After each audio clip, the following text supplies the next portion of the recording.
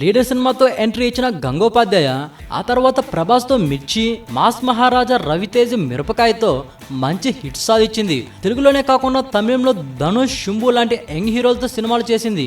దీంతో ఆమెకు వరుస అవకాశాలు రావడం ఖాయమనుకున్నారు. అనుకున్నట్లుగానే ఆమెకు ఆఫర్స్ వస్తున్న సమయంలో వాటిని కాదనుకొని రీచా అమెరికా వెళ్ళిపోయింది. కింగ్ నాగార్జునతో చేసిన భాయ్ మూవీ రీచా లాస్ట్ మూవీ. అలా సిల్వర్ స్క్రీన్కి దూరమైన మిర్చి బ్యూటీ రీచా సోషల్ మీడియాలో మాత్రం యాక్టివ్గా ఉంటుంది. సినిమాలకి దూరంగా ఉన్న విషయంపై సోషల్ మీడియాలో రీచా గంగోపాధ్యాయ స్పందించింది. అసలు సినిమాలని తాను వృత్తిగా తీసుకోలేదని, క్యాజువల్గా ఆఫర్ రావడంతో హీరోయిన్ అయ్యానని క్లారిటీ ఇచ్చింది. సినిమాని సీరియస్గా తీసుకోలేదు కాబట్టే హీరోయిన్గా ఆఫర్స్ ఉన్నా చేయకుండా అమెరికా వచ్చేసానని చెప్తుంది. ప్రస్తుతం అమెరికాలో మూవీ మేకింగ్లో కోర్స్ చేస్తున్నానని, మళ్ళీ హీరోయిన్గా చేయాలనే ఆసక్తి వస్తే తెలుగులోనే చేస్తానని చెప్తుంది. మరి అప్పటికి రీచాకు హీరోయిన్ ఆఫర్లు వస్తాయో లేదో వేచి చూడాలి.